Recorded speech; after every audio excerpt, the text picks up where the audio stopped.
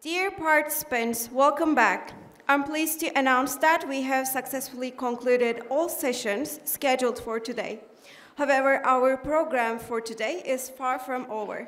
We have an exciting lineup ahead, beginning with a keynote speech by Professor Dr. Sally Stone from the Manchester School of Architecture. Following their face-to-face presentation, we will transition into a cocktail reception. It is now my distinct honor to introduce our keynote speaker, Professor Dr. Sally Stone. Sally Stone holds the position of Professor of Adaptive Reuse and Innovative Pedagogies at the renowned Manchester School of Architecture. With a scholarly focus on sustainable adaptation, heritage preservation, and the intersection of artistry and architecture in the built environment, Stone's work has significantly contributed to the discourse on adaptive reuse and the future of existing structures. She is the author of several seminal works, including Inside Information, Undoing Buildings, Rereadings, Volumes 1 and 2, and Emerging Practices in Pedagogy. Additionally, as a leader of the MA Architecture and Adaptive Reuse program at the Manchester School of Architecture, Stone plays a pivotal role in shaping the next generation of architects and designers. Today, it is our honor to welcome Professor Dr. Sally Stone as she shares her wealth of expertise and insights in her keynote titled The Future of the Already Built. Please join me in extending a warm welcome to Professor Dr. Sally Stone.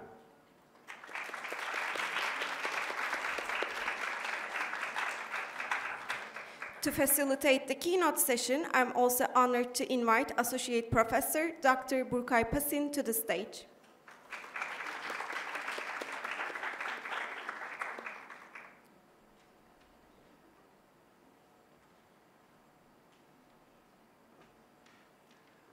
Thank you, Begum. Well, we made a fresh start today to the end of this very first day of our symposium. I hope you're all enjoying all the sessions. And now it's a very special moment for all of us for our first keynote speech by Professor Dr. Sally Stone from Manchester School of Architecture.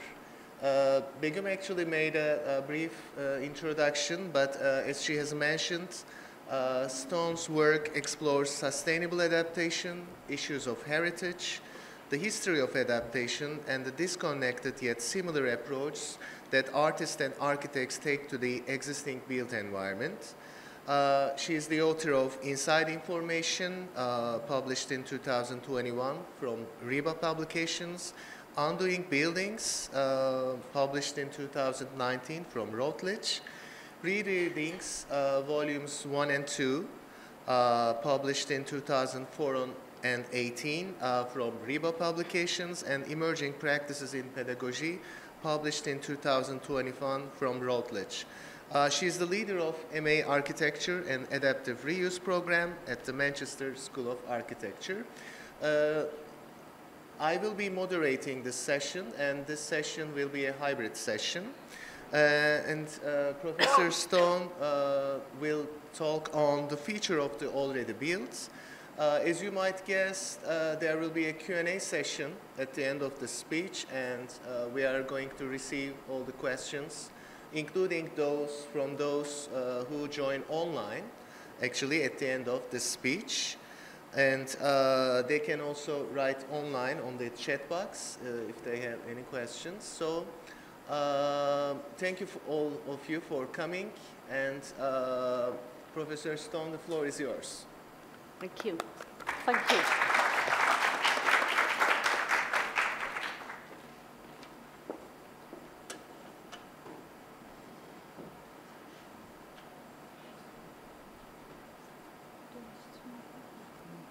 Well, first of all, while my presentation's arriving, I'd like to thank everyone for the invitation to come and talk here.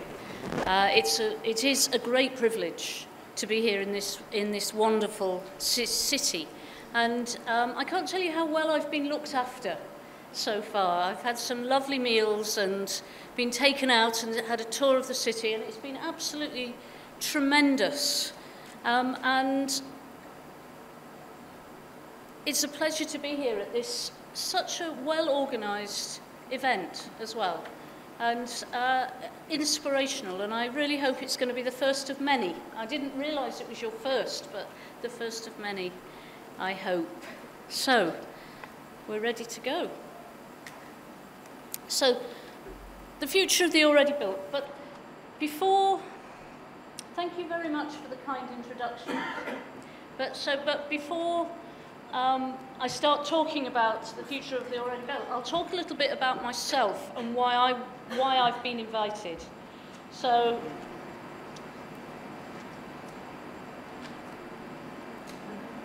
there we go. I hope it's not going to be that difficult all the way. Yes, as was explained, I've written quite a lot about adaptive reuse, interior architecture, but also about the pedagogy of how to teach and teaching this as a subject. And oh dear,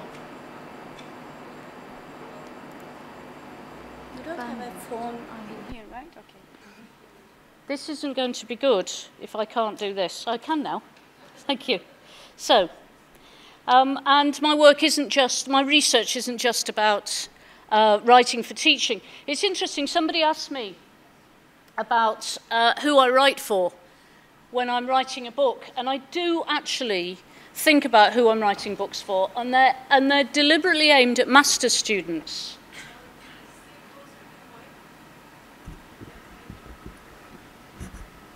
Is that better? Oh, yes, yes.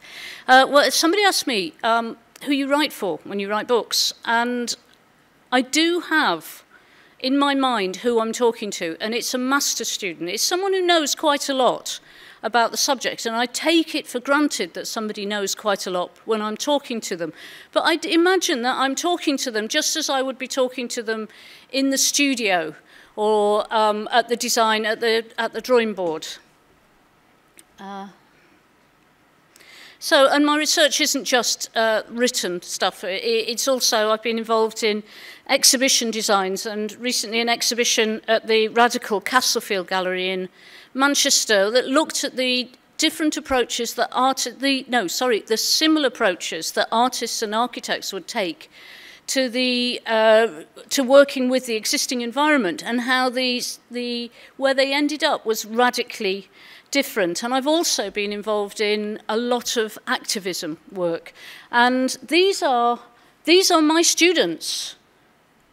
These are my postgraduate students, and we did a series of projects to save this building, this modernist masterpiece from 1969. And we didn't ever think we were going to save it, so we decided on a series of projects to celebrate it. But because students and architects have this ability to envisage alternative futures, we did another series of projects on this building. This is also in Preston, which is a small city to the northwest, about 50 miles to the northwest of Manchester, and on the coast. And there was a horrible project to remodel this building. So my students did a series of alternative projects. They said it doesn't have to be like that. And using the skills that you have to implicate or to create change is quite important. Now, up until I started this MA Architecture and Adaptive Reuse, and it's only in its second year. It's only been going for a year and a half. I ran an atelier called Continuity in Architecture in Manchester, where the idea of place informed the buildings. And this was, so for 30 years I've been running this. So for 30 years, students in Manchester have been doing adaptive reuse projects. And this is a project, just an example from a couple of years ago, in Rochdale, which is a large town to the northeast of Manchester. Industrial town, and post-industrial, very, very run down.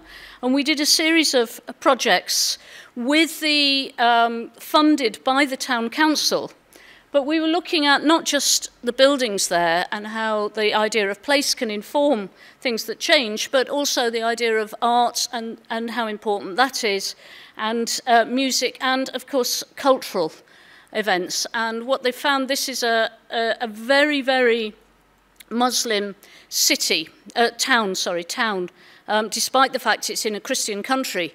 And a lot of the facilities, these students, 2 female students working together, they found that a lot of the Muslim women had nowhere to go. So they started to create a bathhouse for those women and social spaces. But you could see the influence of artists like Morandi, and of course then we get into a lot of detail as well. And then this is another project with Hasselt, with some of your students, Chris. It was a joint project with the University of Hasselt, looking at buildings with sinister pasts and how those buildings can be changed and not forgotten, not removed, and they still exist, and yet reusing them in a way that makes them useful for the population of the 21st century, but also doesn't forget the contentious heritage that's inherent within that building. And we did a series of joint projects. This is during lockdown. We meant it to actually physically meet each other, but we only virtually met each other. But this is Ludwig II, who owned the Congo. The country didn't own it, he physically owned it. And there's a series of monuments to him, including this one. And this is just one of those projects where the students said, we've got this monument, what do we do with it? And they first of all said, well, let's hide it, so hid it like that, or let's embed it in a maze so it loses its monumental quality. And then have a McDonald's and a fairground. But this idea of losing the magnificent axis on there, so all of a sudden its majesty was destroyed, became quite important. And so this, although this is an interior project, an interior architecture adaptive reuse project, it's actually an urban project as well. And that's quite important, because if you look at a lot of the theories within adaptive reuse, and especially within interiors as well, they are urban theories. And there's a huge amount of crossover with these. So that's where I'm coming from. Recently, I was asked to write a definition of adaptive reuse. And it really got me thinking, because for such a long-established and deeply entrenched subject, adaptive reuse has a remarkably short history. And it's a practice that stretches back almost to the first constructed buildings themselves. And certainly it's been discussed today. For structures have perpetually been altered to accommodate the needs of their different occupants. And however, it's continually lacked the recognition of new build architecture. So we get the Hagia Sophia, which, please excuse my pronunciation of that. It's written so you know what I'm saying. Well, it's a building that's thousands of years old, and it was a church. It became a mosque. It became a museum, and now it's again a mosque. It's a building. You can see that sense of history embedded within it. And then, of course, other buildings like the Roman arena in Nimes, which has a medieval city at one time embedded within it. And so that's that sense of tradition and time and change and mutability. But it's also a question of authenticity, because that's now gone, and only that is what is retained. Palladio's Basilica in Verona, again, is a building reuse project. It was a market hall, and he placed the cladding. He took the building and clad it and made what was an irregular building into a very, very regular one. It isn't regular, it just looks like it's regular. It's a very, very clever use of that sort of Serlian pilaster and double column system. The John Soane House, beautiful 18th century, early 18th century building. This is the buildings, it was like this, and he placed this new facade. If ever you go to London, this is the building that you should go and see. Don't forget about the Houses of Parliament, forget about Buckingham Palace, go and see this building. It is the most beautiful piece of of adaptive reuse, interior architecture and architecture. And of course, they've got more extreme projects like Heatherwick's Museum in South Africa, the Faculty of Law in Hasselt University, which you will recognize from the pattern, is a prison. So it's not without irony that it's now the Faculty of Law. Lackton and Vassal, never demolish, always reuse, which they've just won the Pritzker Prize for this. Examples from my own city, Ben Kelly's The Hacienda nightclub from the late 20th century, once described as the most famous nightclub in the world. And again, another Manchester example of the rows and rows of red brick terraced houses, which the whole of northern England is littered with, is absolutely covered with. But it's a way of living, it's a way of occupying buildings that is outdated. Women go to work now. They don't stay at home and look after the house, and men go to work. Society's moved on, society's changed. The building stock is worth having, but it's not necessarily in the same configuration it is. Because, of course, buildings outlast civilizations. They evolve and they are changed, but their reuse emphasizes continuity. A building can retain a remembrance of the former function and value. It has a memory of its previous purpose ingrained within its very structure. And the exploitation and development of this can create a composite of meaning and consequence. Meaning and consequence in the inherent qualities of the place and its surroundings, combined with the anticipation of the future uses, can produce a multi-layered complexity that is impossible to replicate within a new building.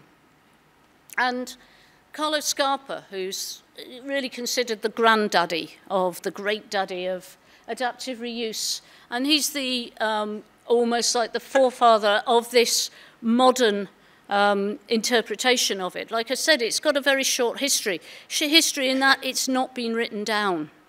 Things haven't been written down about adaptive reuse. There's no great monographs about adaptive reuse. There's no great buildings about it. It's very much been on the periphery of the architectural world. So the Castelvecchio Museum in Verona is often regarded as the greatest example of adaptive reuse, and a whole series of interventions in the building which activated it. And what Scarpa was aiming for was this idea of a patina of time.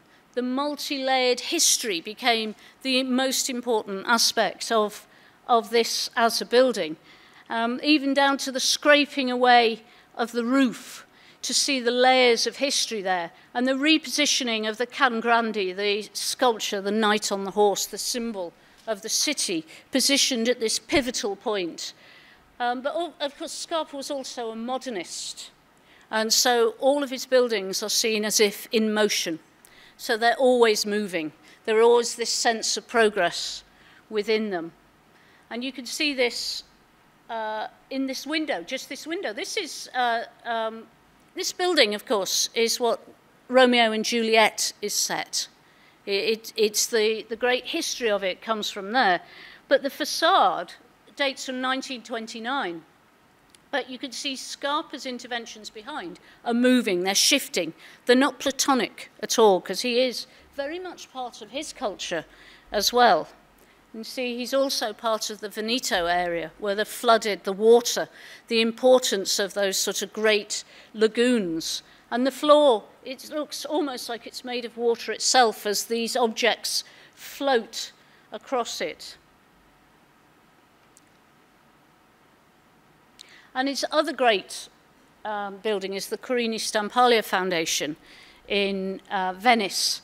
And this modernist interpretation of a bridge is incredibly important. It's doing this, there's an original, authentic, or if you can say authentic, bridge, a traditional Venetian bridge behind, and Scarpa is making an interpretation of that bridge in front. It's got somewhere to lean on. It's got somewhere to hold if you move fast. It's got the archway, which allows a gondola to come through and wave to the gondolier over as you lean on it.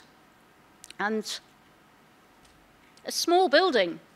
And again, you can see this sense of movement that's happening in the plan there. So you can see the importance within this of,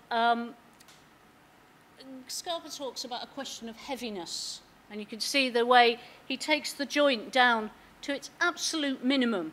So the strength is where he needs it and the minimum here. And you see the way the water can ingress into the building. And again, Scarpa's interventions don't line up with the classical building because he's very much of his time. So this idea, to go back to this idea that I was invited to make a definition of this. So I started thinking about it as a, I started thinking of it.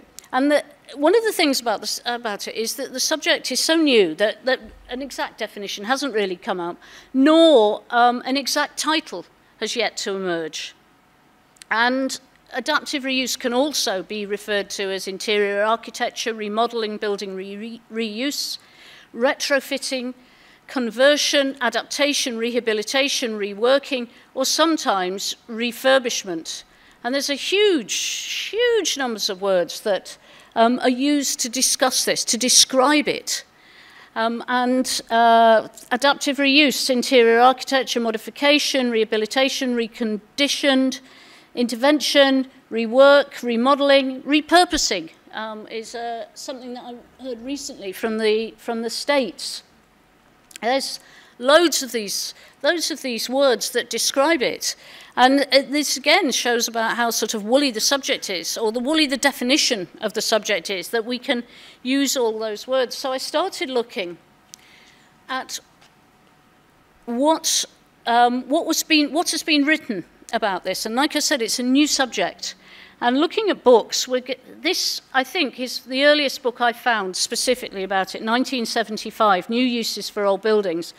1976, Old Buildings as Palimpsest, and already today I've heard the word palimpsest used on a number of occasions, and it's an incredibly important piece of work, the Rodolfo Machado piece. Philip Robert, Shaban Cantacuccione, Cucino.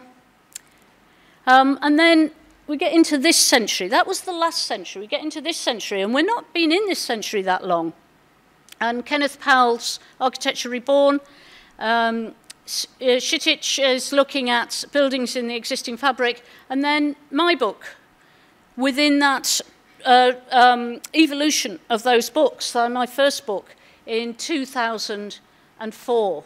And then Architecture in the Existing Fabric, Breitling and Kramer. And we start to get into this century, and so more and more books are arriving. We've got Littlefield and Lewis, some of mine, some more of mine, and some quite important books now on altering architecture. Lillian Wong's Adaptive Reuse, Extending the Lives of Existing Buildings, and Plevets and Van Klimpels, who was a partner in one of our talks earlier. So we've got this sense of the number of books. There's not a huge number of books within this area, but the number is getting bigger, and we're starting to activate quite a collection of them. But what ties, reading these books, what's tying them together is the connection with place and the attention to detail. There's forever this sort of that sense that all of the books are talking about how you can't adapt a building without understanding what it's saying. It's listening to it. It's reading what it says. It's understanding what it's saying to you. So adaptive reuse becomes a conversation. But also adaptive reuse is an architectural subject that you can't work at 1 to 100. You have to understand it at 1 to 1. You have to understand what materials are there, how you attach to them, what they mean, and what are the consequences of it. And it's one of the important things about it being a young subject is it's not burdened with the weight of history that architecture carries. It has the freedom to collect influences from a wide range of subjects. And what I mean by that is that architecture, because architecture has been written about for so long, and because that sense of it being having such a long history, so embedded within its own civilization, it has to adhere to certain criteria. It has certain rules, but adaptive reuse doesn't. It can take influences from wherever it wants to, and that's a really interesting idea, that you're not sort of burdened by this idea of history.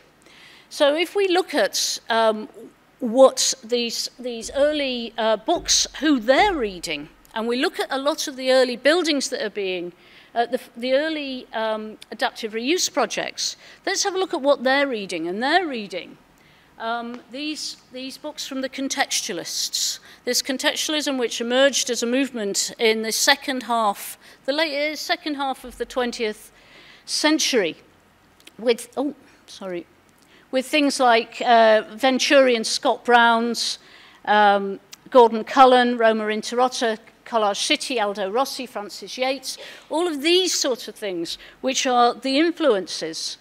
And if we look at Moneo, what Moneo says on this, architectural continuity, which is what we're talking about really, that sense of reusing, re-evolving, that sense of connection with the history of the past, architectural continuity, is the product of our interaction with the constructed world, a world that once connotes a recognition of the past as well as an anticipation of the future. Architecture emerges as an outcome of a dialogue maintained with our surroundings. We need to look at them to act. So, non-straightforward architecture. Robert Venturi and Denise Scott Brown, it's Complexity and Contradiction is quite an interesting book because it's only got Robert Venturi's name on it. But over the last half century, it's become more and more recognised, the contribution that Denise Scott Brown made to that book. So it's generally, they're both credited with this book now. And he talks about this idea that I like complexity and contradiction in architecture. I should say we, really, but we'll let him have it. I like complexity and contradiction in architecture. I do not like the incoherence or arbitrariness of incompetent architecture, nor the precious intricacies of picturesqueness or expressionism. Instead, I speak of a complex and contradictory architecture based on the richness and ambiguity of modern experience, including that experience which is inherent in art. Everywhere, except in architecture, complexity and contradiction have been acknowledged.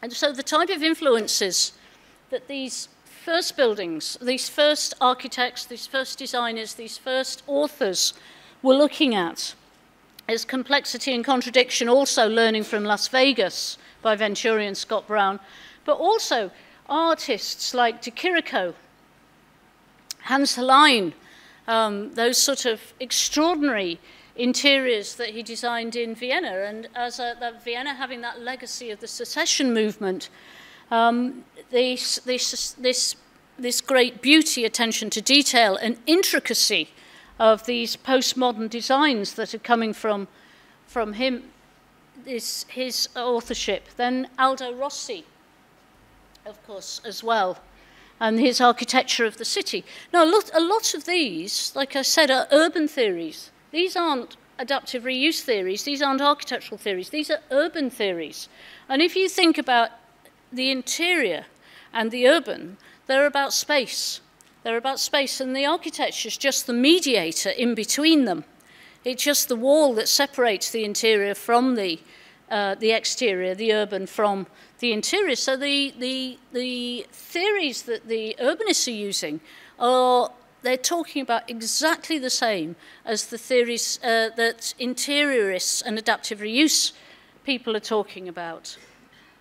The Castle Vecchio, we did have a quick look at that, and the Olivetti showroom as well, which is an extraordinary piece of interior adaptive reuse, which it's almost like the water is expected to enter into that building.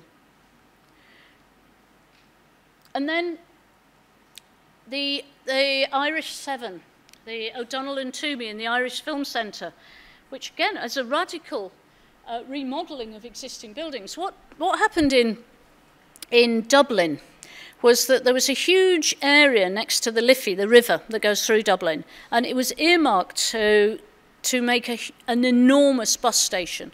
The whole area was due to be knocked down, and for one reason or another it didn't happen. So this area, this really quite complex, intimate area was not demolished like a lot of areas were in the mid-late 20th century, but just stayed. And it just stayed there, and it was run down, and the council had a competition for it, and they said, what should we do? And it was an open competition, and a lot of entries said, right, we'll knock it down and replace it with this. But what the group of seven said, they said, what we'll do is we'll keep it, but what we'll do is we'll put some key cultural buildings in there. So these new buildings, some of which are reused, some of which are new, and what that will do is it'll attract people to that area. And it becomes a sort of self-fulfilling development of the space itself. But the first one that was done is the Irish Film Centre, a collection of 7 different buildings around a courtyard. This is one of their drawings, drawn by hand, coloured in by hand. So here's this courtyard, there's this courtyard, and these series of buildings clustered around there. This is in a Quaker meeting house. Now, Quakers are Christians, but Dublin is a Catholic country. So the Quakers were not allowed a church. They were allowed to worship because it's tolerant, but they weren't allowed the front of their church onto the main street. So the church itself was tucked away in this courtyard. There's the church with the courtyard around it, which is entered by these little alleyways, you can see, so that it becomes this enclosed courtyard of space. Absolutely radical and groundbreaking at its time. This is Vivienne Westwood's shop, Sex, and these tremendous drawings that these are by David Connor. This is a little bit of British architectural gossip for you. This was designed by Powell, Tuck, Connor and Orefeld. David Connor says he designed it. Ben Kelly, who designed the Hacienda and all the sort of the factory records, New Order, Joy Division, A Certain Ratio, was involved with all that sort of work. He said he designed it. And you get them together and they have this quite brutal argument about who actually designed this. The Foster's Sackler Gallery, again, which is in the top of a building and an old light well. So what's happening is that these buildings, which a lot of architectural practice didn't want to touch, they didn't want anything to do with adaptive reuse and remodelling. By the beginning of the 20th century, it's starting to become respectable. Not that they talk about it that much. Of course, this is in the Royal Academy in London, quite a very, very important gallery. And the Norman Foster's partner is the nephew of the son of the director of this gallery. So I think maybe it was a favour they did for them. Bernard Toomey, Ron Heron's, this beautiful use of a light well with a new roof over it, enclosing that. It's not like in the market yesterday where all of the streets were covered, but this is quite a radical thing at the time. And John Outram's use of poetry, of myths, of fairy tales. So these are these postmodern architects, postmodern designers who are radically changing the approach to architecture. And Co-op Himmelblaus with this intervention, walking out of the building. And again, furniture design, Memphis Group from Italy. And Ron Arrad's reuse of bits of car, bits of old metal. This is 25 years ago, quite radical. And as a bookshelf which curved around the walls, they don't have to be square. And then, of course, artists became very important influences on designers at these times. So Rachel Whiteread, who filled a terrace house in London that was due to be knocked down, filled it full of concrete, and then took the walls away. So this is a depiction not of the building, but of the space within the building. So I was saying before about the interior being the urban environment and the interior, and the architecture just being the mediator between the two. Well, the mediator between the two has been got rid of there. And of course, Gordon Matter Clark, who, as an artist, he trained as an architect though, and I mean he again is artistic royalty. His father was Juan Matter, but of course his godfather was Marcel Duchamp. So he's real architectural art royalty. But he cut buildings up. He cut buildings up. And both of these artists were heavily criticized at the time. They defied, or defiled rather, what the people who occupied the buildings by exposing the sort of the inherent fragility of the buildings we occupy. They're undermining the qualities of the people who once occupied them. And this project, which won the Turner Prize in 1993, there was actually a campaign, and one of the national newspapers had a campaign to knock it down. There were questions asked in Parliament about it. It's a piece of art, but they so horrified the establishment that it only lasted about 2 or 3 months, which is an extraordinary state of affairs to find yourself in. Robert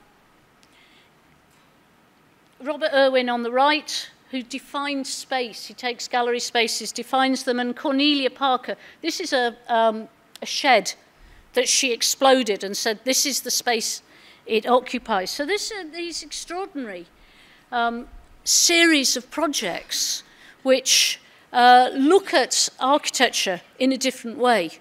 They don't look at it as a great tradition that they're part of.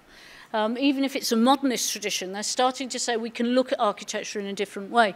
And to return again to this slide, what ties all of these together is the connection with place, that understanding of where they come from, listening to what the building has to say, and that attention to detail. So, let's go back a little bit and look at this definition of interior, adaptive reuse. And this, we talked about Carlo Scarpa, the granddaddy, the great architect, the great forward-thinking use of adaptive reuse. He wasn't an architect. He wasn't allowed to call himself an architect. He never got his architectural qualification. He wasn't actually even allowed to sign off his own drawings. He had to have someone else do it. And this book, written by Richard Murphy, he's a Scottish architect, very, very well thought of. Wrote this book in 1993. And I was looking at it a few months ago. It's a book I've had for a long time, and I was reading it again. And, oh yeah, Scarpa's regarded as the master of architectural reuse.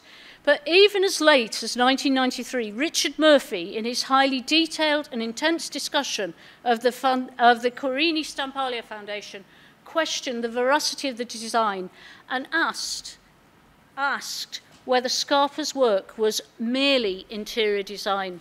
I mean, that is so insulting on so many levels. The merely interior design. We spend 80% of our time inside buildings. Merely interior design, it's one of the most important subjects that you could possibly have. But that explains the position that interiors are in and adaptive reuse is coming from. It's regarded as a second-class occupation. It's regarded as a second-class subject. And this is the position at the beginning of the 20th century that we were tackling, that the subject was in. And a lot of this comes from this idea that the architect is the master. This modernist desire to control the environment, the architect as the nobleman on a white steed, and this is epitomised by the book, The Fountainhead, but also by the film. It has been filmed as well, and of course this is a still from that, so very much of this period. But also the thing about interiors as well is it was regarded for a long time as a respectable... Oh, sorry, I missed a slide. So, no, I'll carry on. A respectable profession for middle-class women. And so middle-class women, especially, we're talking maybe 100 years ago, they weren't allowed to work. They could, and they relied completely on their husband for their income, for their status, but if they had to work, they could be governesses, they could teach, or they could be interior designers. So the female was sensitive enough to understand the interior. And all of this so questions the primacy of architecture. Architecture is the masterly, correct, and magnificent play of masses brought together in light. This is Le Corbusier's one of the most important things he said. But what adaptive reuse is doing is undermining that. It's questioning it. Here's Edith Wharton. They were slightly in the wrong order, those slides. But Edith Wharton, who was an interior designer at the beginning of the 20th century. But I'll show you a painting. This is a painting from the Manchester City Art Gallery, because I'm bringing Manchester with me quite a lot today. This is 1874, James Tissot, and it's just called Hush. And I look at this painting, and I start to think, well, where does the decoration end and the women begin? Or where do the women end and the decoration begin? They're the same thing. The women are the decoration. They're not there. They're there to entertain, to be gazed at, to be adored. And they're very much part of the room. They're not independent characters at all. And this painting, I think, it epitomizes that idea of why interior design is regarded as a second-class activity within the architectural world. And this was confirmed to me at lunchtime today when someone was talking about the idea that interior design and architecture, they couldn't possibly be working together because the architects don't necessarily regard the interior designers as having that degree of worth. So then that brings us back to adaptive reuse, an adaptive reuse which emerged from interior architecture. And as such, it's not burdened with the weight of history that architecture carries. It has the freedom to collect influences from a wide range of sources. And the issues of memory and anticipation that drove the contextual movement that we were looking at have had a direct influence on the evolution of a theory of adaptive reuse. And these have encouraged architects and designers to embrace the pluralistic agenda that encompasses the anticipated needs and aspirations combined with the understanding of place. So the architect or the designer, because we're saying that adaptive reuse has moved from the periphery into the centre ground now, reads the qualities of the building and hears what it has to say. But as we were saying before, given where it's come from, adaptive reuse is subversive. So the act of working with the already built implies compromise, which often architects aren't prepared to do. They're not going to compromise. This suggests that the architect or the designer, rather than imposing their own vision on a specific place, must first understand the agenda of the building before presuming to change it. It implies negotiation, agreement, and conciliation. But it also implies that adaptive reuse is transgressive. It undermines the primacy of the original architect. It makes secondary their agenda and overlays this with new meaning. And transgressive. So Fred Scott talked about this, and he talks about the idea that transgressive Fred Scott exposes the transgressive nature of remodeling, moving the subject from beneath the authority of the assured architect towards the more disruptive nature of the designer or artist. So, transgressive, subversive, rebellious, insubordinate, non-compliant, recalcitrant, headstrong, pig-headed, obstinate, determined.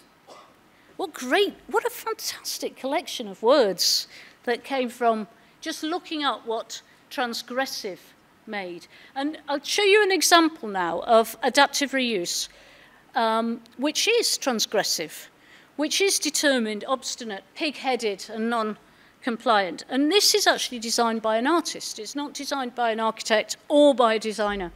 And Adrian Turturro.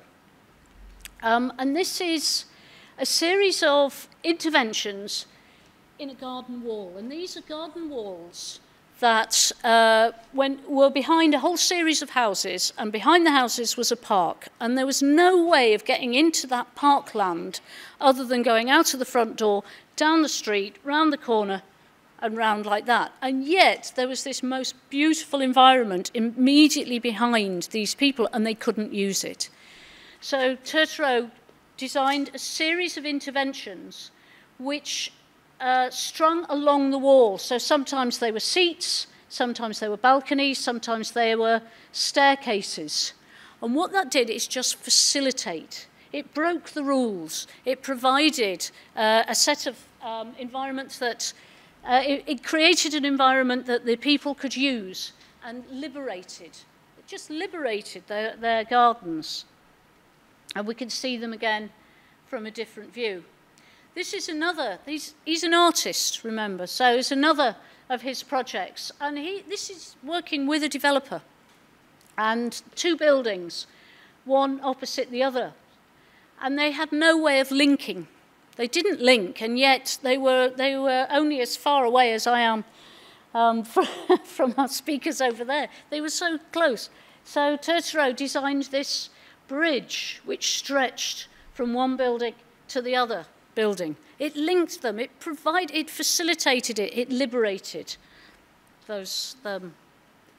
This is an architectural practice looking at a building which was due to be demolished. And they looked at the plan of this building and they said, it's got the way the circulation is organised, that the people who live in the flats on this side, or the apartments on this side, never meet the people who live in those flats. They live next to each other, but they never interact with each other. And there's sort of this idea of community, which was being talked about so eloquently earlier today. And the inherent mental problems that come from isolation are just exacerbated by buildings like this. So what they did, just before it was demolished, they covered it in lights and they started to talk about the plan of the building and the way it was organised and how those connections are made. And a lot of the residents who used to live there came down to watch this light show. Another project by the same architects or designers were two rooms,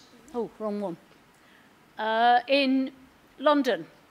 And space in London is incredibly expensive. So this couple, they owned this space and then a corridor up and then another space at all.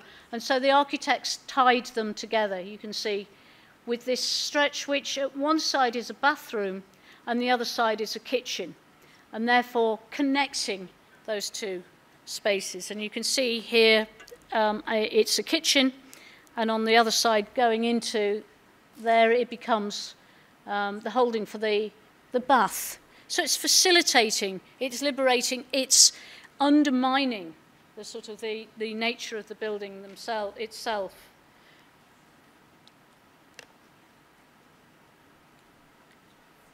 So remodelling is interpretation. And we've already, the palimpsest, which is so important, that idea of drawing and redrawing. And it's, Machado talks about the idea that it's possible to consider the already built as a script upon which each designer will draw his or her own interpretation. And the past should be seen as a material condition, a marked canvas upon which each successive remodelling will find its own place. So the idea of palimpsest, the idea of redrawing, with the idea of building a script upon a script upon a script. These marbles, which we marvel at being white and pure with this fantastic form, they weren't originally like that. They were like this. And they were bright, and they were coloured, and they were garish, and quite extraordinarily different. And they're not pure at all. It's an incredible thing.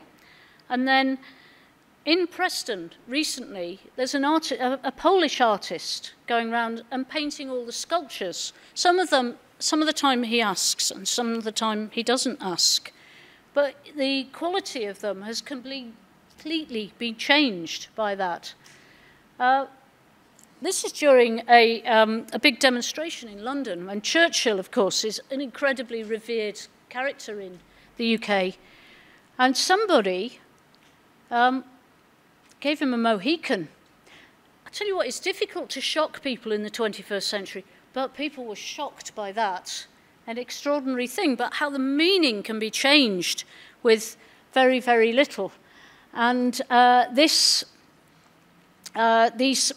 monument to the first soldiers who've fought in the war, and the meaning has been completely changed by turning them into American superheroes. An extraordinary thing, and quite shocking, really. It didn't take much to shock them.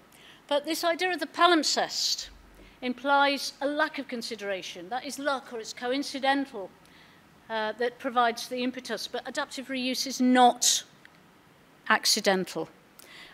It's not accidental, it's incredibly deliberate, because we've talked about this idea about listening to what the building says, about reading what it says. The past should be seen as a material condition, a marked canvas upon which each successive remodelling will find its own place.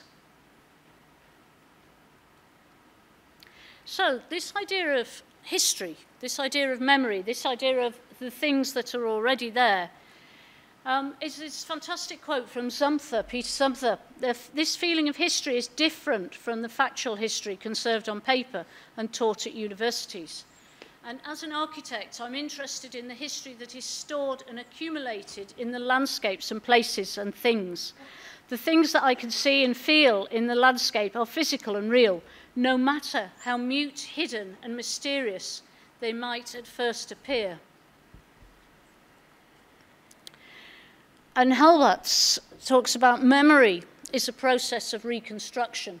It's like we can all go to the same event, but we'll all remember it differently, and we'll all reconstruct those memories differently. And landscapes and places store memories. They save traces of life long gone. To me, landscapes are historical documents. I can try to read and interpret the place where I have to act as an architect. And this is a project, this Sheffield, this is quite a big city, about 50 miles to the south of Manchester. And it was very well known, originally it's got all the right conditions for silversmithing, for making jewellery, and then in the 19th century, 18th and 19th century, during the industrial period, it made steel. And it's known as Steel City. In fact, it still makes steel today, and it makes more steel now than it ever did at the height of the Industrial Revolution. But it employs about 1/100th of the people. It's so mechanized. But this is a silversmithing studio with lots of light coming in, and the architects have converted it in. It's a very simple conversion. There's some apartments on the top, and there's a restaurant on the ground floor. It's ever so simple. But you start to say, well, why haven't they used brick like that building there? Why are they using this different language? What's this roof line about? So you start to say, well, what are the architects looking at? Why, if they're not just looking at the original building? This is what it was like before the conversion. And these are the buildings immediately next to it. So the majority of these 19th century warehouses and workshops, they've gone, and they've been replaced by these tin sheds, sheds that sell carpets, sheds that are warehouses, sheds that sell cars from. So what they're looking at is not just the first buildings or the original buildings that are there. They're looking at this sense of history and this reconstruction of history. And history as a sort of alive and physical thing. This is a typical day in Sheffield. This is probably March or May or something like that. But that's during construction. And this is what it looks like now. So this sense of history as an amalgamation of things, not just as the original. History as a living organism or as a living subject. And this is the interior of it. So this becomes adaptive reuse is an act of translation. This reading, this history, and then translating it. And Silvetti talks about, at the risk of sounding too partisan and biased, I would say that even in historic times, documents were not always available. And buildings, that is monuments, vernacular constructions, and public works, are they themselves important texts, often providing the first and most lasting impression of a culture. And Walt Benjamin likens this act of translation to the fragments of a broken vessel, which are incorporated into a replica of the original. You've all been to a museum and you've seen a vase, a huge vase, and they've got a bit there and a bit there. And they've said they've got a fragment here and a fragment there, and they've constructed the whole thing from it. But this is what Benjamin's talking about. Thus making both the original and the translation recognizable as fragments of a greater language. And consequently, building structures and situations that are reused represent both the culture that originally constructed the building, but also the society that remodeled it. And this, I think, is a really interesting example of this. And what's really interesting about this building, I think, is the sense of history that's inherent within it. And the Spork Palace in Prague is originally a 17th and 18th century palace, was gradually extended to become, by the first decades of the 20th century, an amalgamation of 3 buildings with a fine unified front. So it was 3 buildings which were unified by this very fine stucco facade. And then sort of so far so good, the sort of life you would expect from a fine Middle European palace. However, its favourable size and position meant that during the turbulent period of the middle of the 20th century, it was requisitioned and occupied first by the German Gestapo and then later by the local secretariat of the Communist Party. And so there's a sort of real contested heritage there. There's a sinister element to this as a building. And subsequent to that, the building was used for a series of seemingly banal purposes as a bank of office spaces, and the conversions were not particularly sensitive to the building nor to its history. And recently, the palace has undergone a massive renovation and remodelling, and thus entered into the next stage of its existence. And the aim of the architect, Stanislav Fiala, was to once again unite the different structures to make commercial office and leisure spaces. This is absolutely commercial. This is spec office space. This isn't a museum or anything like this. This is an ordinary building that would be let out. It wasn't even let out when we went to it. But also to retain the memory of the period of contentious heritage inherent within the patchwork of different buildings, and also to acknowledge the mystic relevance of myths and fairy tales to this area, which is why there's a flying deer across the top of the courtyard. So there's this reference to the myths and the fairy tales of the area.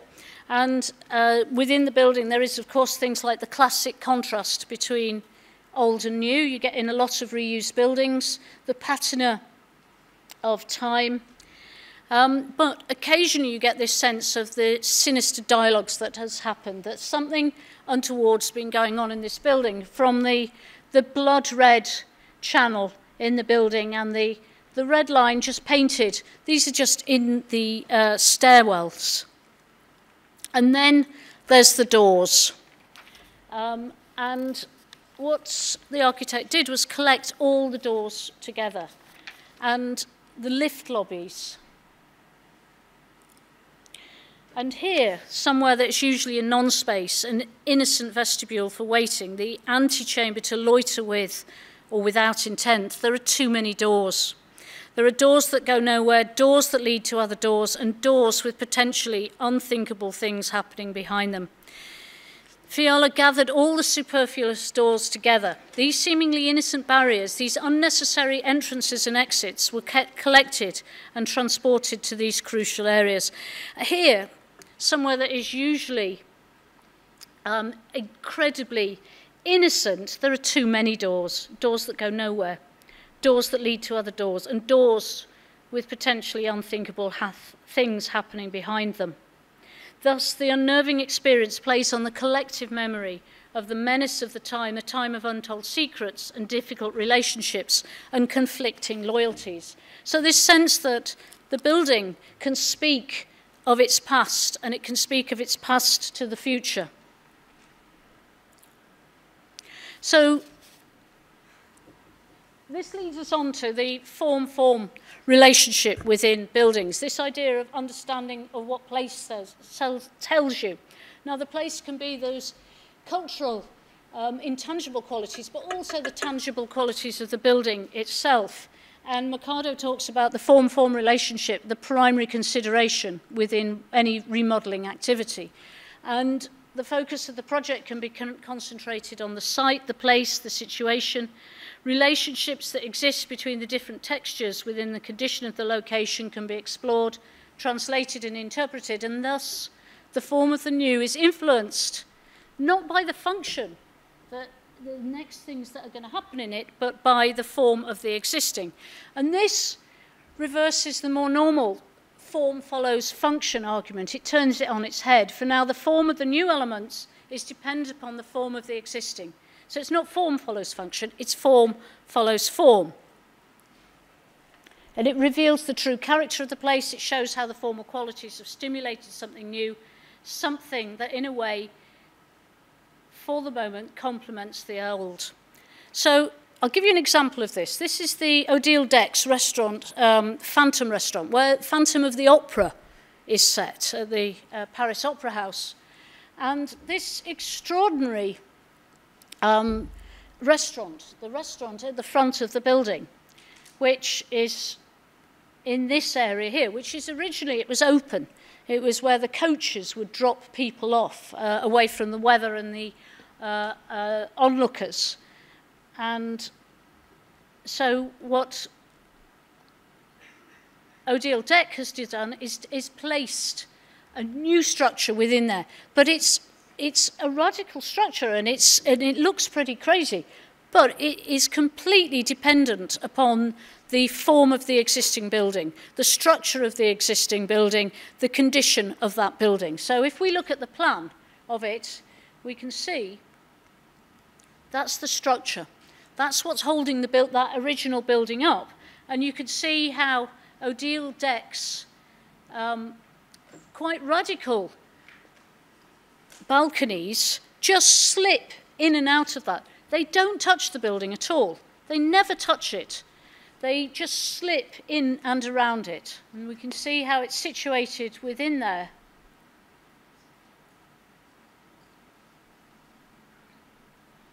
Oh, I thought I had a picture of the junction between, you can see the glass screen just slipping out between the two. But a more radical form follows form example is the Neuss Museum in Berlin. And this is one of Chipperfield's very first drawings of it on Museum Island, where he's connecting all of these buildings together.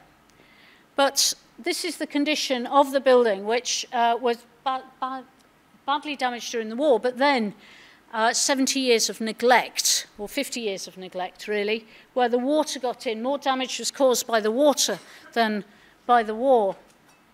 And you see the sort of condition that it was in, even down to the bullet holes and the bullet marks on the facades. And this is the building that Chipperfield was asked to develop. This is to adapt, rather. Not for a new use, for the same use. This is what it used to look like. And the great stair, the magnificent stair within the vestibule that links all the different floors together. This is what it looks like at one time when before it was so badly damaged. And this is what this idea of interpretation or idea of translation comes from. This is Chipperfield's model. This is the physical model that they made, and then they made the model, then photoshopped it into a photograph of the damaged building. And this is what it looks like now.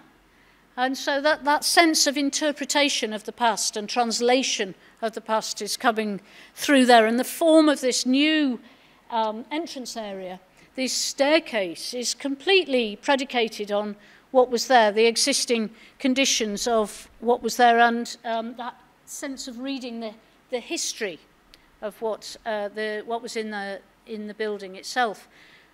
And some of these I look at and I think, is that the model or is that the actual building? And of course, Chipperfield works with Julian Harrops. So Julian Harrops are conservation architects, and they go in first and they conserve the building. And then Chipperfield comes in with the intervention. So this is how he works a lot, and you see a lot of his projects in that very, very symbiotic relationship. And the pattern of time is incredibly important in this. So the building hasn't been restored, heavily restored. It's made watertight. It's made structurally sound. But it's not been, the walls haven't been replastered, the paintings haven't been placed back up here. So there is a sense of reading the history of time within this building. Now you can see even where it was burning, the burn marks are still available, and you see so the approach the architect did was to retain, the conservation architects, to retain as much as they possibly could within the building itself. And you can see the murals, some of which are quite badly damaged, retained.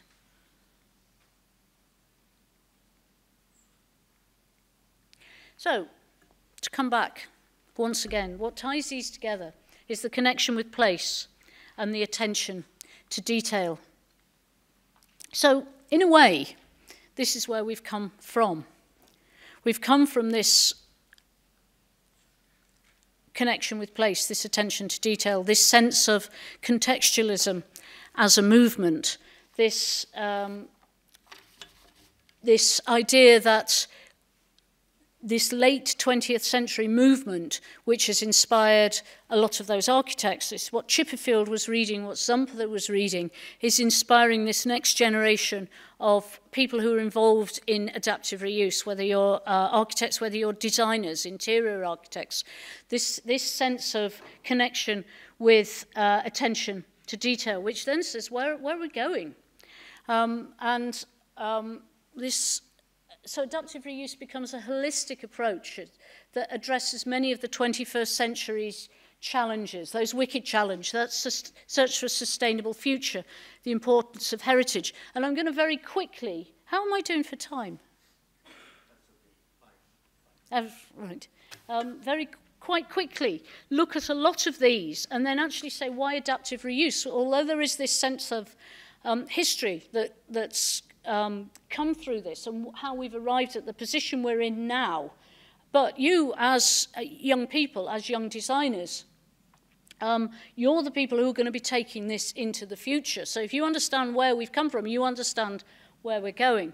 And that search for a sustainable future is very much part of adaptive reuse, the importance of heritage, culture, community, inclusion, diversity, activism, digital AI, just to name a few things. And this sense of what history, heritage gives us, and that future of the heritage.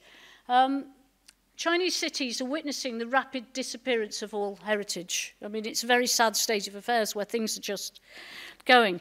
And I looked up adaptive reuse Izmir in the internet before I came here, and I only found 2 examples. We had a great tour yesterday, and we found a few more, but the historic gas factory in Izmir, it's described as one of the symbolic structures, and it's become one of the most important cultural centres of the city, and its restoration works. I couldn't find the name of the architect. It was just the Metropolitan Municipality did the work on it. But the gas was used to light 1,670 street lights and 1,300 homes, and it was imported from the UK, which I found quite funny, really. And this is what it looks like now. It's a sort of cultural centre. And it's become part of the city again. See it there with the people outside. So, but I find one of the interesting things about this is that buildings like this, we take it for granted that they're going to be saved. They're really old. They're really old. There's no chance of them being... well, there is a chance of them being knocked down, but they're valued, and they have age value. And because of that, we will preserve them. And adaptive reuse is not the last resort now. It has become the first call for a lot of buildings like this.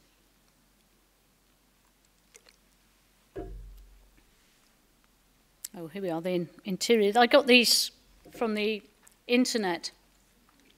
But heritage isn't just about really, really old buildings. This is a page I've taken from another lecture. I mean, I just thought I was going to rearrange it, and I thought, no, I'll just stick it in there.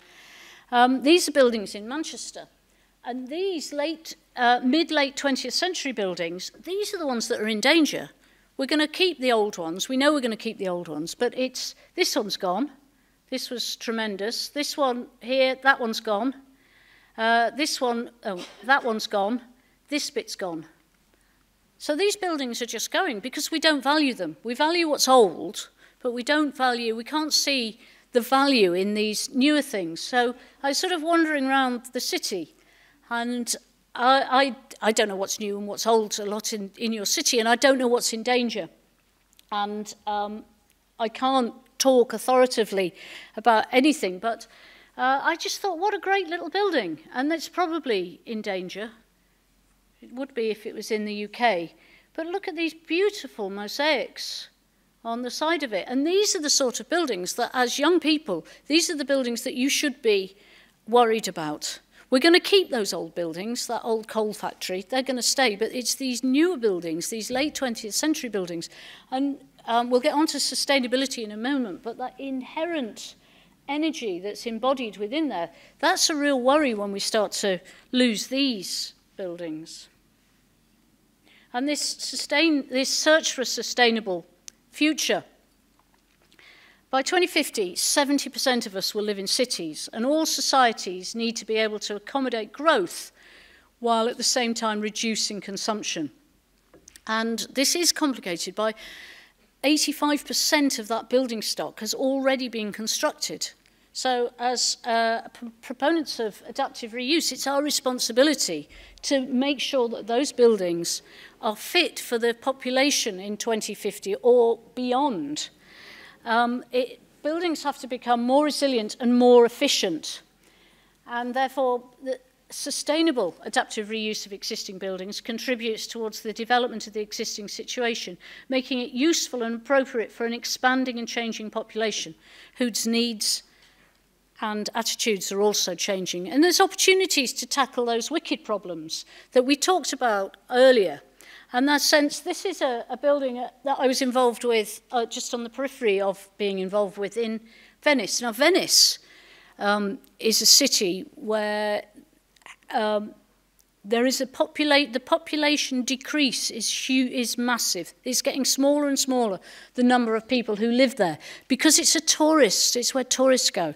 So any buildings there are being converted into holiday flats, Airbnb, rentals, hotels, and then on the ground floor for restaurants.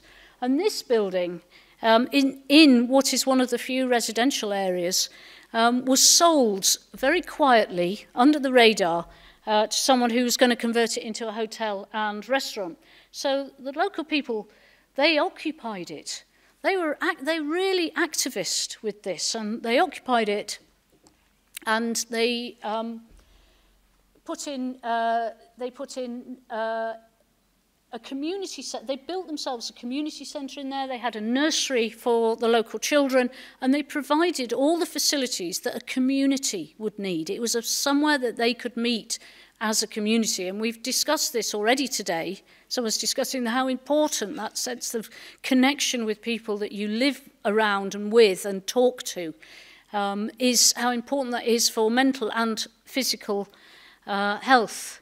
And the police, in the end, they lost. The police came in, dragged them all out, and threw everything out into the street. But that activism is incredibly important. And as people who are involved with adaptive reuse, it's quite possible. But also inclusion and diversity within design, decolonisation of design expectations, and the embracement of the lack of normality within the world are very much part of those difficult questions. And like we said before, as a young subject, and not burdened with the history that architect has, we can glean ideas from where we want. We can take ideas, we can take influences from wherever we want. And this inclusive design approach disrupts common assumptions about age, gender, diversity, and disability.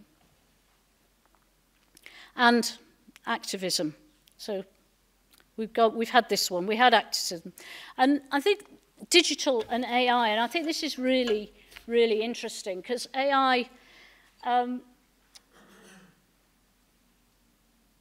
is going to be what defines this. It's going to, I mean, we're just on the edge of what AI can do at the moment. And it's a tool. It's a tool that we need to learn how to embrace. It's a tool that we need to learn how to use. But I think also digital's quite interesting as well, because there's a palpable anxiety within the younger generation. You can see it today, because there is what digital brings and what AI brings are this sense of truth that not truth. There's what is real and what isn't real. What can we actually believe now? What we're being told, what we can see.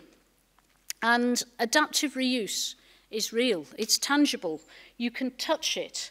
You can feel it. And that connection with the very sort of building bricks of our society is incredibly important. And this is why, again, I think that adaptive reuse has become also one of the defining aspects in architecture in the 21st century. It's because it's there. You can believe it. You can actually hit it. You can hurt your hand with it. And this is the same with the slow movement, which things are real, upcycling, building with waste, and we're all dealing with the tangible, the real, the actual things. It's authentic, and it gives satisfaction, and it gives relief. It is there, and this is why adaptive reuse, in a way, is so important. And this, to go back to this mental health thing, deliberate inconvenience, again, meeting people. This is a building by Lacaton and Vassal again.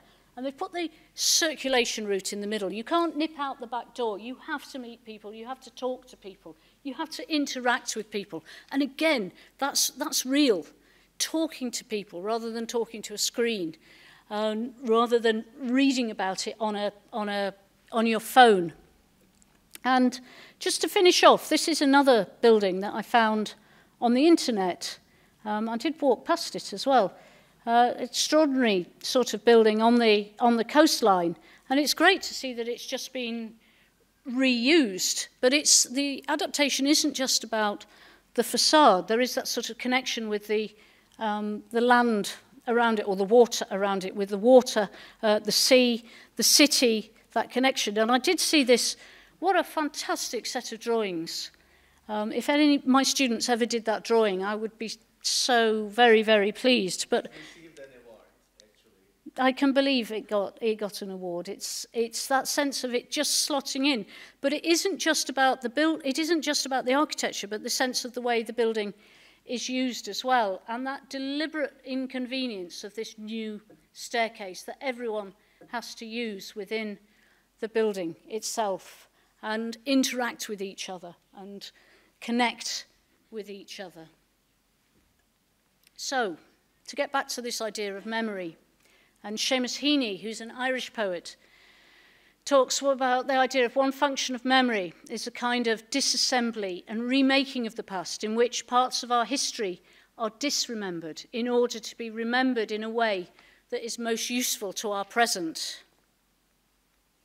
Thank you.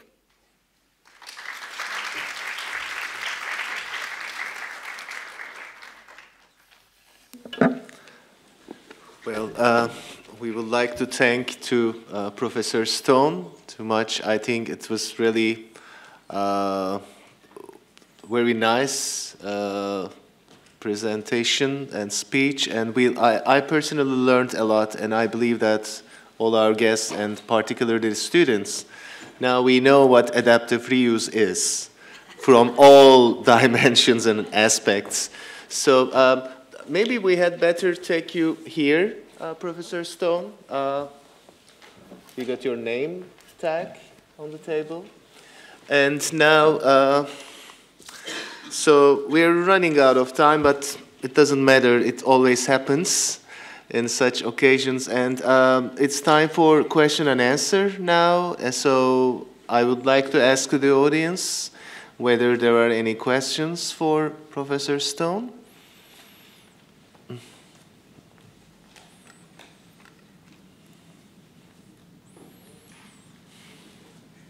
No? No questions? Everything is fine? How? Okay. I'm the invisible guy. Working? Yeah. Thank you very much for everything. My name is John. I'm also interior architect. My question to you is this. When you give examples from various buildings, some of them, like for instance, was about somebody who owned the Congo, as far as I understand. And then there was another building, I think it was in Prague, and it was used by first Nazis, then the Soviet headquarters, something like that. So during the presentation, we always had references about the history of the buildings in most of the examples. So when I'm not also an expert about adaptive reuse, by the way. So if somebody, a designer, an interior architect, is designing a building which is existing to readapt, if he or she is free from the history of the book, history of the building, will that give that person more freedom to the design, or having that knowledge is kind of a burden on the designer? This was my question. Thank you very much. Now that is a good question, isn't it? Because is it in a way, if you have a building with a lot of things that have happened, it gives you an impetus. But it's like Samantha was saying, it's about reading the building and seeing what it has to say. That very last example that I showed in Izmir itself, which is a really beautiful building, just slotted in there. But it, from what I read, and I have to admit I don't know it, But there was that sense of it didn't have a sinister history. It was just a very ordinary building. But then, therefore, the designers, they look at other things. They look at the sort of that connection with the place itself, that connection with the water and opening it up to the water. They also look at this idea that the needs of the 21st century population and what they need. And that's sort of that idea of, and I've touched on it quite a lot of times, I don't know why, but that idea of mental health and that sense of community that needs to exist, and how important that is, whether that community is at work, at home, or in the third place, that third community. But that's really important to people. And a lot of that disconnection that happened during COVID, we're still recovering from.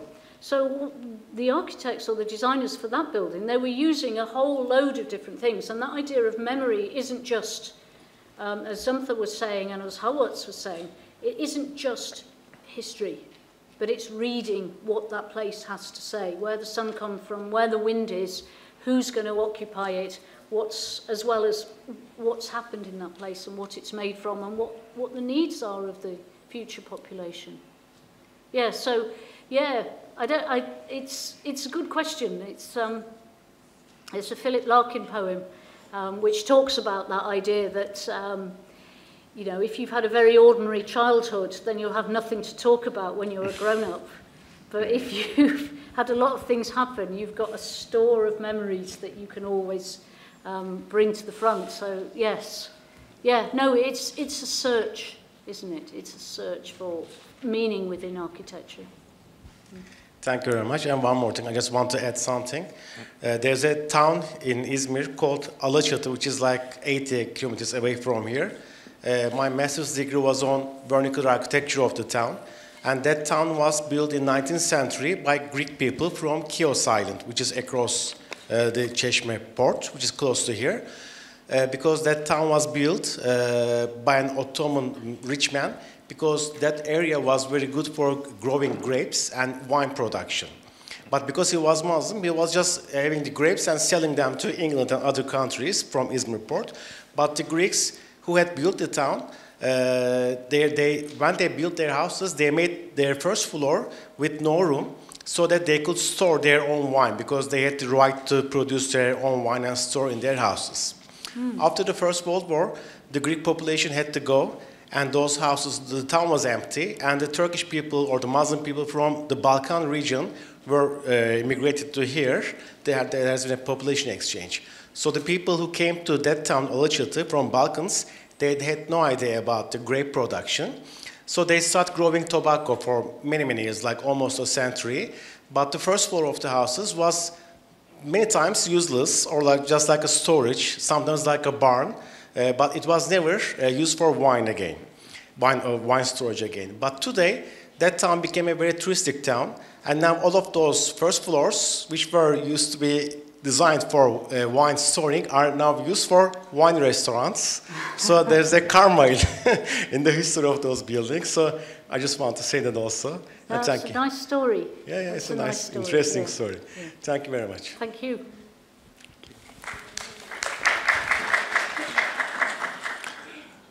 So, any other question from the audience?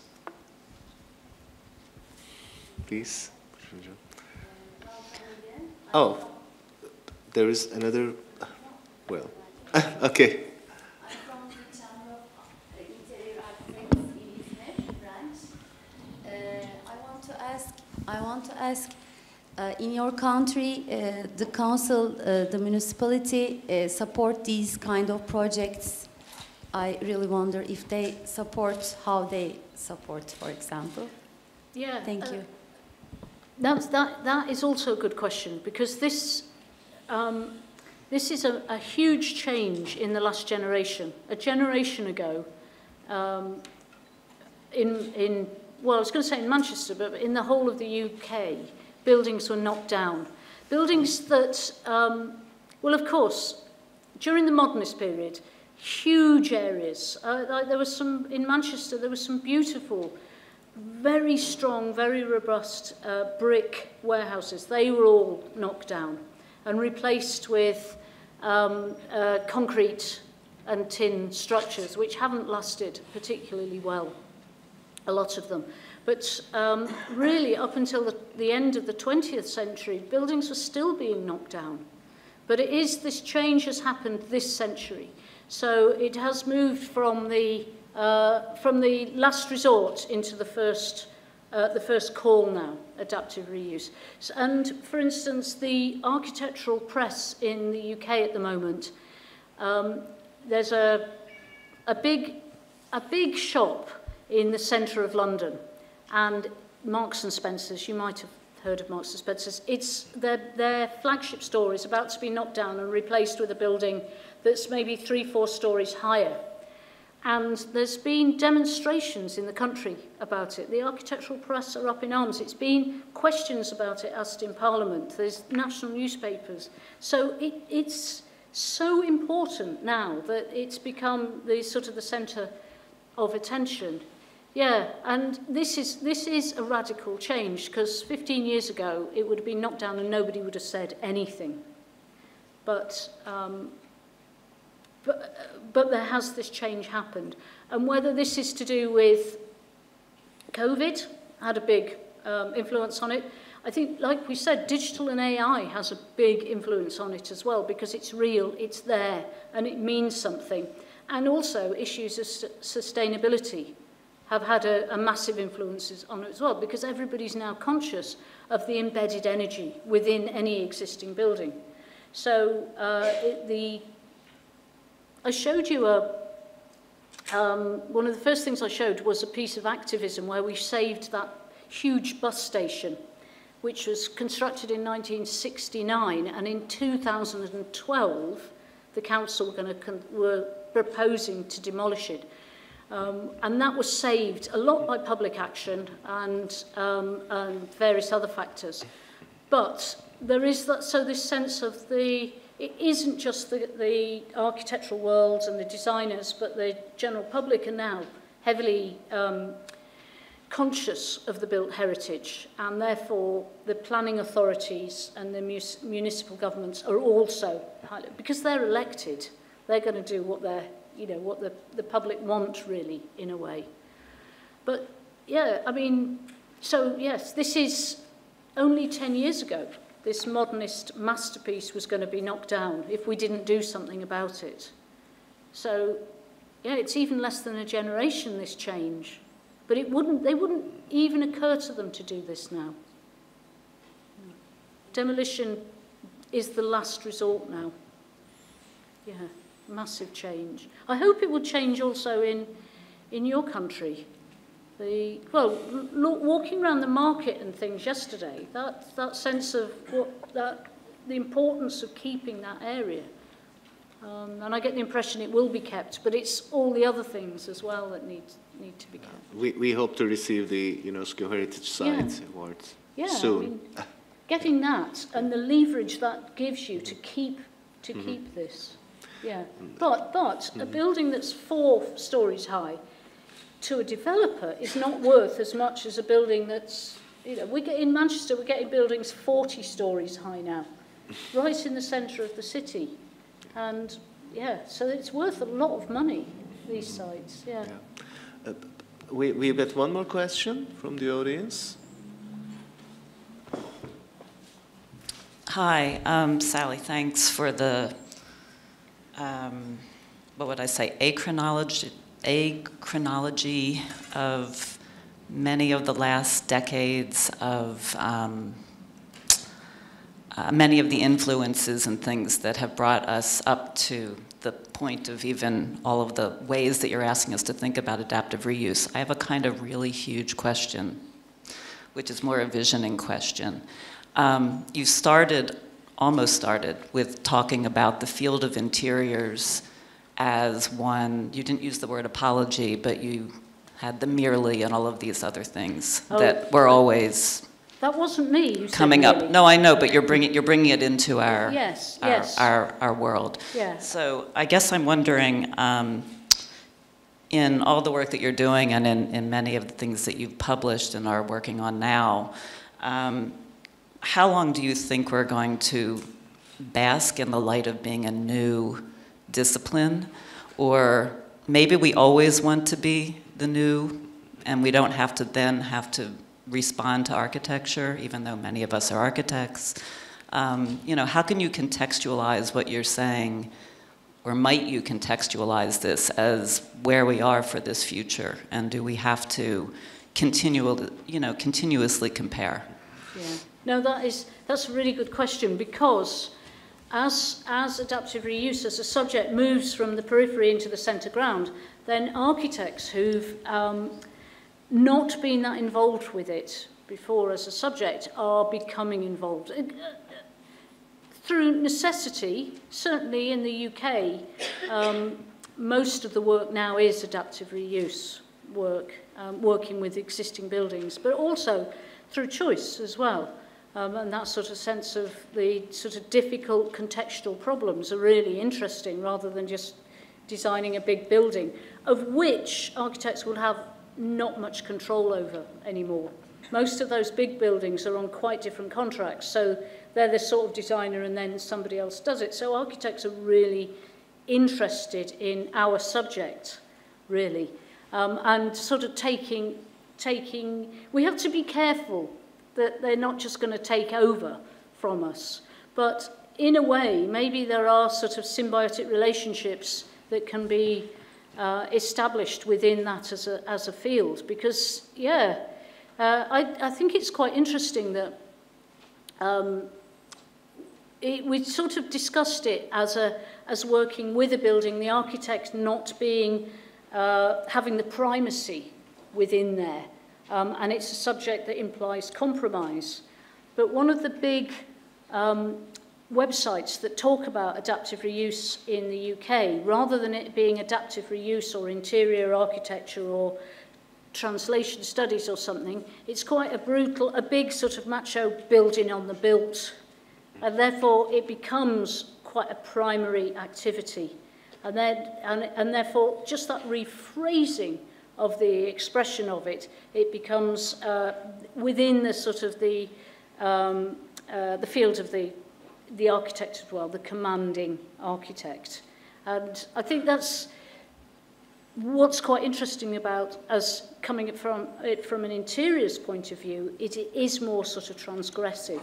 It undermines that rather than being in charge of it, and it becomes a conversation. But yeah, I agree, there is a danger that architects are going to claim it for themselves after we've put in all the legwork. We've done all the head work, the hard work. We've established it all. And then they're just going to come in and take the glory. Yeah, I think you're right. We have to be careful. Okay. Any more questions? Any questions from the online participants? No. Okay. So then...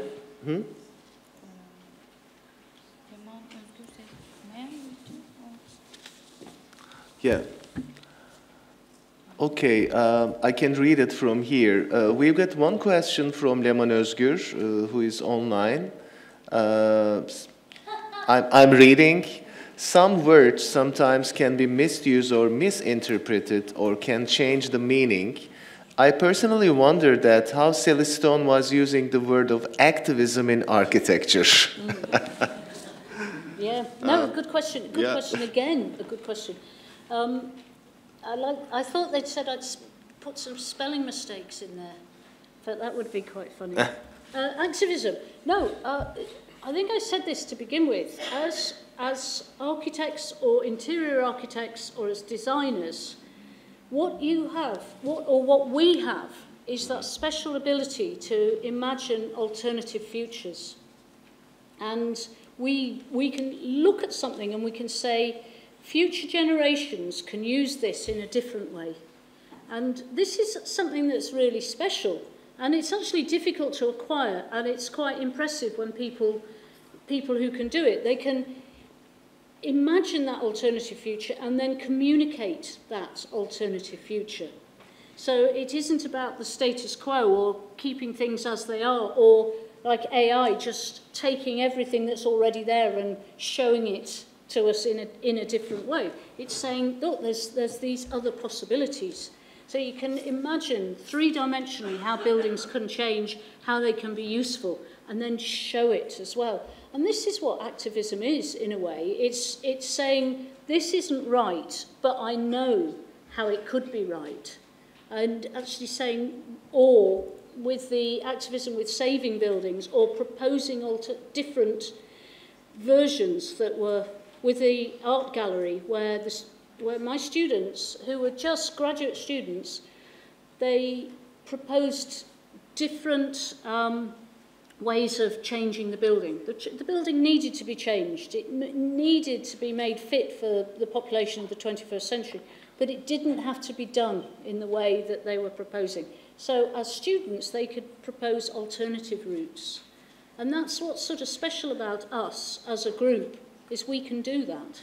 We have the ability to look at what's there and actually think about the future of what is there. And that is what's really special. And that's what we mean by activism. It isn't necessarily about big demonstrations or parades or getting involved in demos or anything like that. It's sort of more subtle than that. And then also, as designers, we can take on shop units. We can say, look, we can do these sorts of things and that sort of things. And it is through example quite a lot, rather than just shouting about things, I think. So, yeah, activism. And we all have skills, we all have abilities, and we can all use those in different ways. Okay, thank you. Yes, one more question from Meltem Hoca. Well, actually, it's not a question, but thank you very much for this all-encompassing lecture on adaptive reuse. It gives us a perspective to think about adaptive reuse with all these concepts that we've been talking about. They're in the air, right? Sustainability, AI. So it gave me a perspective of how to connect the topic of adaptive reuse with these concepts that we talk about a lot. And I think sustainability is certainly very important to the idea of adaptive reuse. And it was an interesting discussion about demolition. I was in Netherlands last week, and they were telling there, it was an architectural meeting, and they were talking about you need a permit to demolish a building in Netherlands. In Turkey, buildings go down all the time, and we build by demolishing buildings. So, and we have this great excuse, of course, earthquake. So that brings another dimension to this notion of adaptive reuse. It's wonderful to save buildings, and I mean, you talked about different ways of thinking about it, memory, place, connections to place, etc. They're very valuable. But what do you do with earthquake when somebody says, okay, we need to demolish this because of earthquake? It was just a thought, not a question, really. But I mean, if you have any thoughts about it, that's fine, too. Thank you very much. Thank you. Okay, so if you don't have any more questions, oh, we've got one more.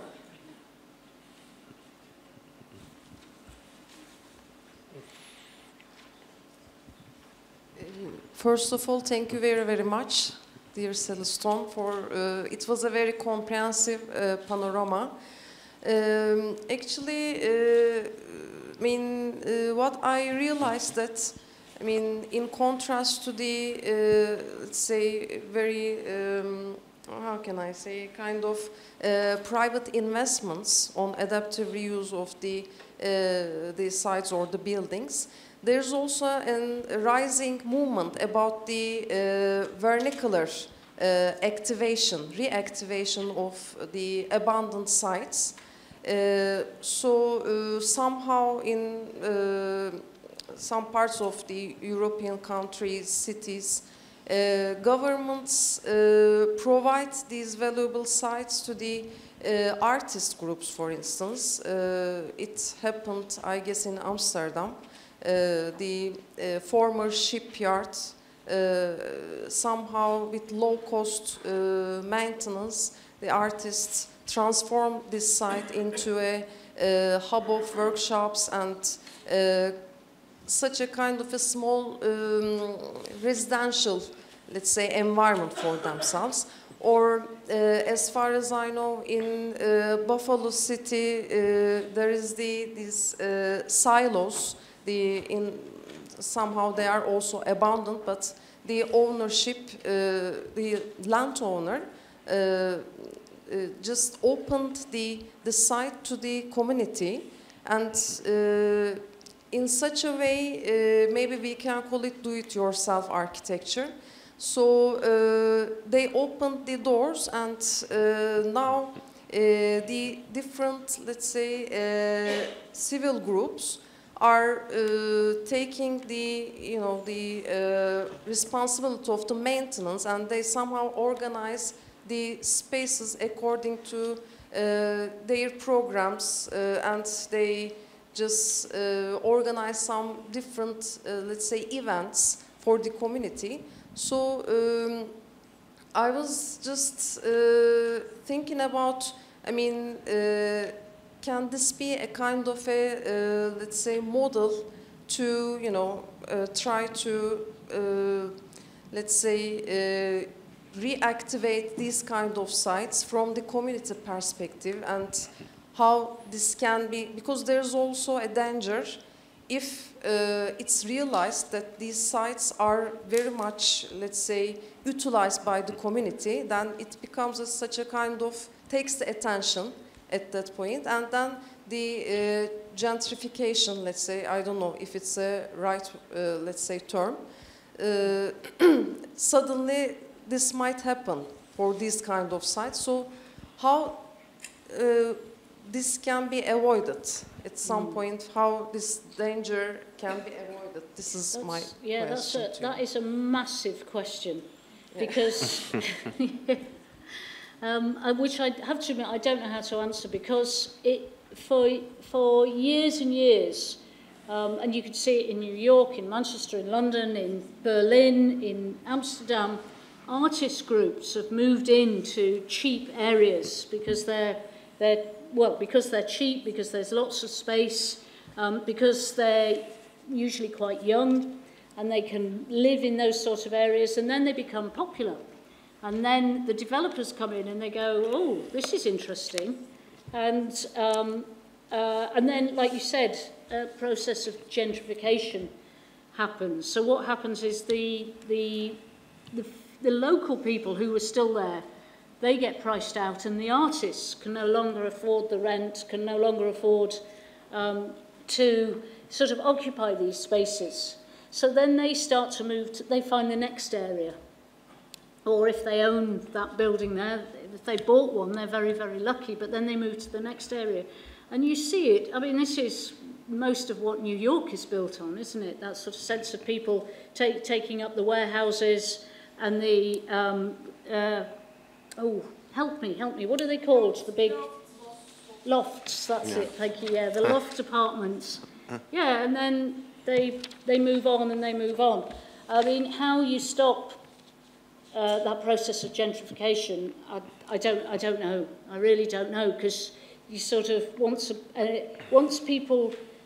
the artistics or the whatever have shown that it's possible to live there, then, like we said about you lots all having this ability to envisage an alternative future, these people, they go there and they can envisage this alternative future, and then people who don't have that ability say, oh, look, you've shown us how it's done, I want to be part of that. And it just happens everywhere. So how you stop that happening where you are, I wish I knew. I wish I knew, because it's, yeah, because you make something lovely and then everybody else wants part of it, don't they? Yeah. Good luck. well, gentrification is a really big issue, I think, to be discussed in another session. Yeah, we could have a whole conference on it, Yeah, couldn't we? exactly. Yeah. Well, before closing this session and enjoying the cocktail outside, on behalf of our faculty, our department, our organizing committee, we would like to thank Professor Stone once again for this valuable contribution to our very first symposium on current issues in interiors. And we've got also a certificate and a present for Professor Stone. Should we go here?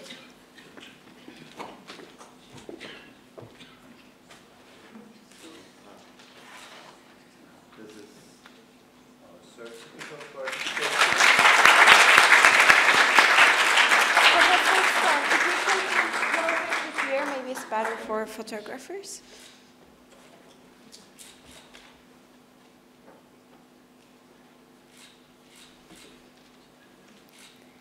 And the moderation certificate will be presented to Associate Professor Dr. Burkay Pasin by the track coordinator, Assistant Professor Dr. Ebru Karaba.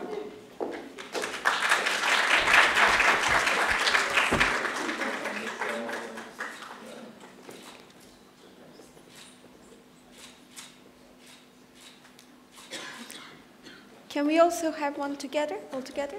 Okay.